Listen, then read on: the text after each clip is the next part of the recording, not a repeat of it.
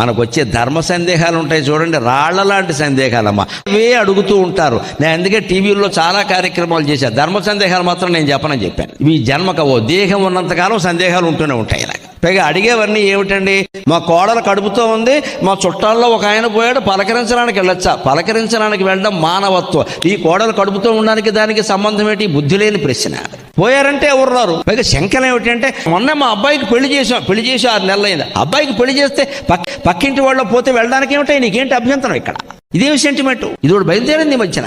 శవాన్ని మోయడానికి ఎవరు రారు, పోతే పలకరించడానికి రారు, కనీసం మనుషులను చూడడానికి రారు. పెళ్లికైతే మాత్రం పిలవకుండానే వచ్చేస్తారు. ఫుడ్ పార్టీ, ఇవే సందేహాలమ్మా. మంచి మనకు అక్కర్లా, ఇవే కావాలి పీక్కోవడానికి, లాక్కోవడం. నవ్వు కృత్రిమము, ఏది సహజంగా నవ్వడండి. ఎందుకంటే సహజంగా నవ్వితే ఆ నవ్వు కారణంగా వాళ్ళకి చనువు ఎక్కువైపోతుందేమో, మన దగ్గర డబ్బులు పట్టుకెళ్ళిపోతారేమో ఏదో ఒక రకంగా అని నవ్వడు. అదో రకంగా నవ్వుతాడంటే అది నవ్వో ఏడుపో కూడా మనకు అర్థం కాదు. ఊగుసునుండును కాలి మీద కాలు, మామూలుగా ఉండండి, ఇలా మాట్లాడతాడు. ఇంకా కాలిమి కాలేసి అంతవరకు వీడి కొడుక్కి వచ్చినటువంటి చదువు ఆ తర్వాత ఇక రాదండి, అయిపోయింది. నాకు డబ్బు అబ్బదు విద్య అక్షరము ఆప్తులు చులక. చంద్రబాబు అయితే చెప్పతరం కాదు, హైదరాబాద్ కట్టిందే నేనండి. ఇదైతే మరి విచిత్రంగా మెంటల్ కేసు.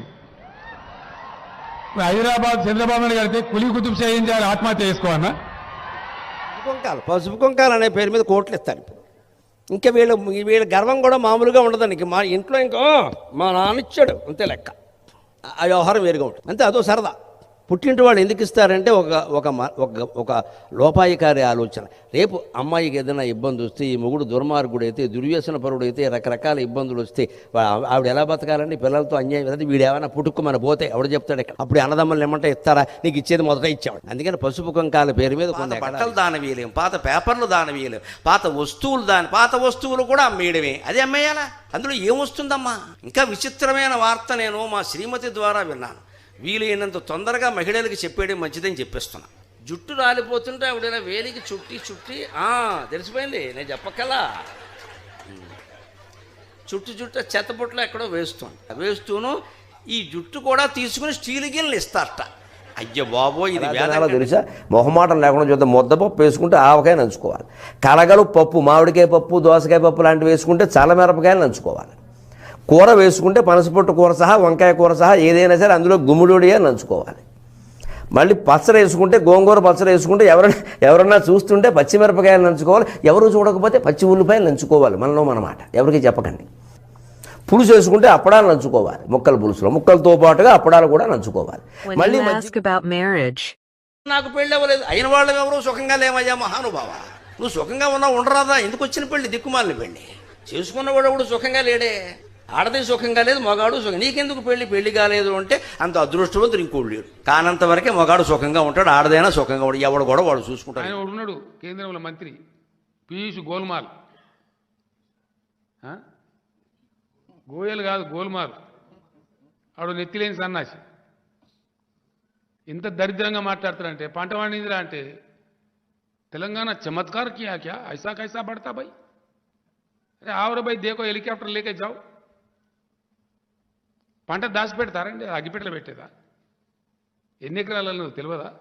అందుకే నేను మొహమాటం లేకుండా చెప్తా. చాలా మంది ఆధ్యాత్మికత పేరు మీద శాకాహారం మొదలెట్టారు. వచ్చిన కొత్త ఫ్యాషన్, దయచేసి మానేయండి. ఎవరు తినేది వారు తినండి. బహుశా బ్రాహ్మణ ధనధనరమ అందరిని మానేయమని చెప్పారు. అందరూ బ్రాహ్మణులు అయ్యే ప్రయత్నం చేయకండి. మా వృత్తులు పోతాం మేము. మీరందరూ మానేశారు, మా వాళ్ళు మొదలెట్టారు.